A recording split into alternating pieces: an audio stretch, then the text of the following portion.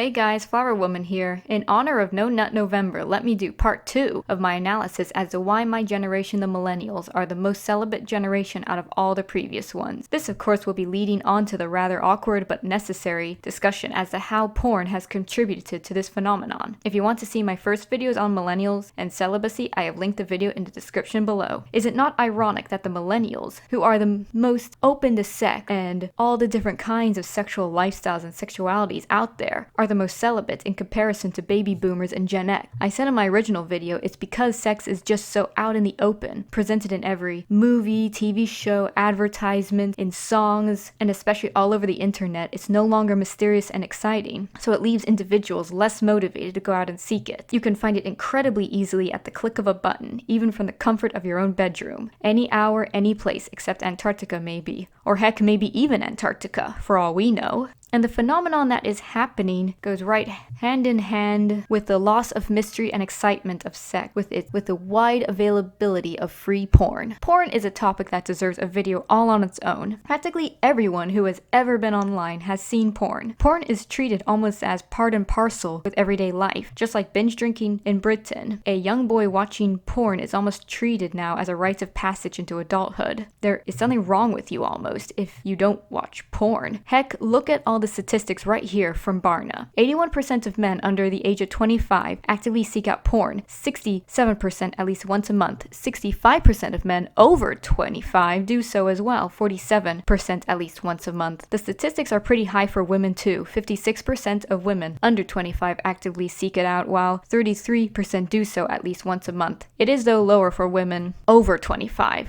27% with 12% once a month, and heck, even 71% of adults say they stumble on porn when they're not even seeking it out. I can even include my own personal experience, where I would simply be looking up something like English translation to K-pop songs and boom, porn pops up. So you see, since the invention of the internet, free porn is regularly available. While in the past it was a dirty magazine or a DVD of finite length, or maybe so-called blue movies in movie theaters. Now anyone, young or old, anywhere that has connection to Wi-Fi can access porn and scroll for hours and hours. According to Mark Fairley from the Fuel Project YouTube channel, and I will quote him, "It's possible for a man now to see more naked women in 10 minutes with no effort than their ancestors have in a whole lifetime," unquote. Not shocking enough? Well, according to LifeSite News, in 2016 the world watched more than 500,000 years of porn. Porn is in fact so prevalent in our society that now even the porn stars in the videos are glorified and put up almost on celebrity status. And the industry itself worldwide is worth 97 billion USD. So I don't think it's an overstatement to say we humans sure love our porn. So how does this exactly relate to millennials being celibate? In many ways. So many people online, including respected psychology websites, don't see it as an issue. Many would ask, is it really that bad? You shouldn't sexually repress the teens and adults out there who are just expressing their sexuality. And of course, sexual repression leads to prostate cancer in men. Hi, are you participating in No Nut November? Stop it! What the fuck is wrong with you? Do you want prostate cancer? Because that's how you get prostate cancer.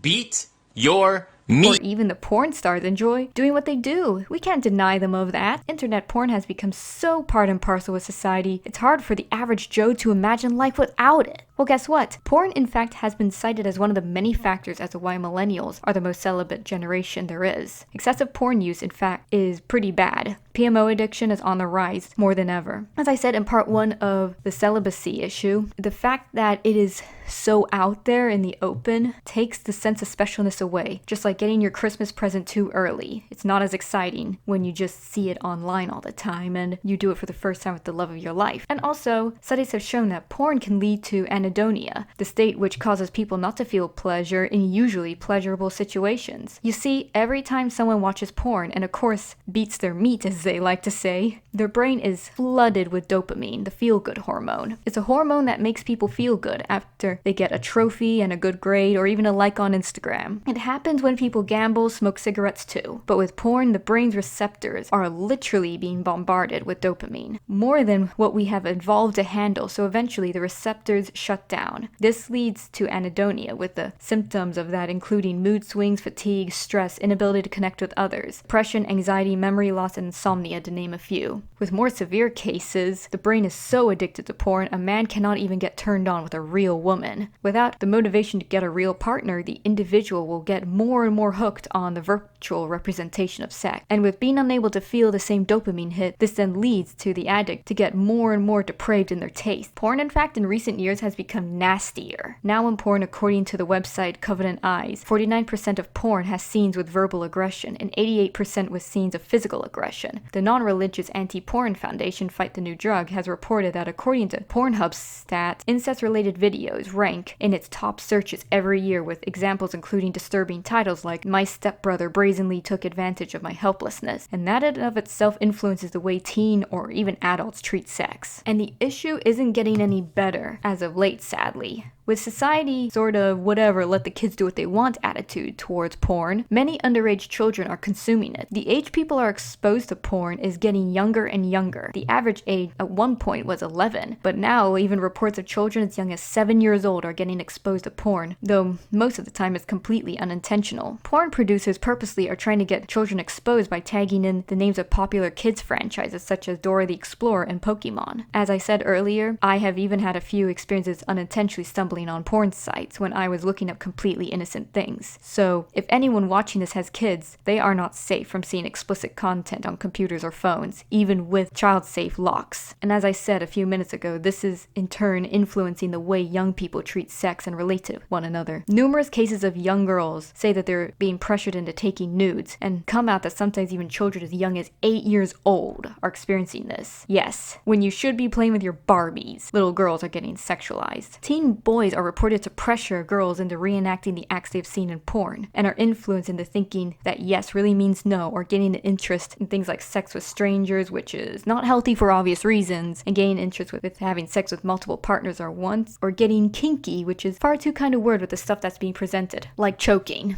Porn is part of the reason society is also hypersexualized now. You can barely come across a TV show, movie, or video game without full frontal nudity and sex scenes. Just look at Game of Thrones and Euphoria. Music has become increasingly vulgar as well, with songs including Despacito, which if you can understand Spanish has some very dirty lyrics. And even clothes in regular clothing stores have become increasingly sexual, including ones that are meant for kids. With the amount of explicit sex and nudity on our screens, and the more depraved and shocking porn needs to get, and it affects many of the performers in the videos, who are often desperate, vulnerable men and women, oftentimes who have a history of abuse in their lives. Many, especially the women, claim they love it, but they are lying to keep getting work. Now that is a video for another day. And all that has affected both the viewers and the performers. The viewers become less motivated and attracted to real women, or men if it's the other way around, and take the easy road instead. And on top of that, damaging gender relations. If a young man watches porn, he is being taught to treat women like sex objects, and women are being taught that they are no more than sex to men. Whenever a man demands it, they have to give it. And it makes them incredibly uncomfortable. It's an incredibly toxic situation. And yet feminists, they do not speak out against this. They complain all the time about women being sexualized and blah blah blah, and yet they don't say a damn thing against porn. In fact, even respected psychology websites are encouraging porn use and saying it's healthy. And even you get guys like this one who are even encouraging it. That is not good. Now, this whole video isn't meant to be a shaming video. It isn't meant to place blame on people who have or haven't watched porn. It also isn't meant to be an anti-sex, puritanical video that treats anything of a sexual nature as dirty and immoral. Sex is a completely natural part of life, but it needs to be done in the right situation, which is always between two loving participants in a committed, loving relationship. The point to this video is to help expose the harm porn is having on our society and how it's affecting the way men and women relate to one another. Even with my own anecdotal evidence, so many men and women that I've known believe that the only thing a relationship needs is just sex. No, relationships are more than just sex. Sex is part of it, but what makes it good is having love in there, real, true love. Though there are many who try and talk about the issue with porn use, it is still widely accepted and not encouraged in our society. No Nut November, along with other trends such as NoFap, are certainly good starts as a backlash. However, much more needs to be done. As long as more efforts to encourage men and women to find a transcendent purpose in life can be done, and more efforts can be done to teach young men and women how to properly relate to one another and show that relationships are far more than just having sex, we will be a much happier and healthier society. This is the Flower Woman. If you like this video, please like, share, and of course subscribe and hit the pretty notification bell so you don't miss a video. And of course, never forget to follow me on my social media listed in the description and on the screen. Now, the Flower Woman is out.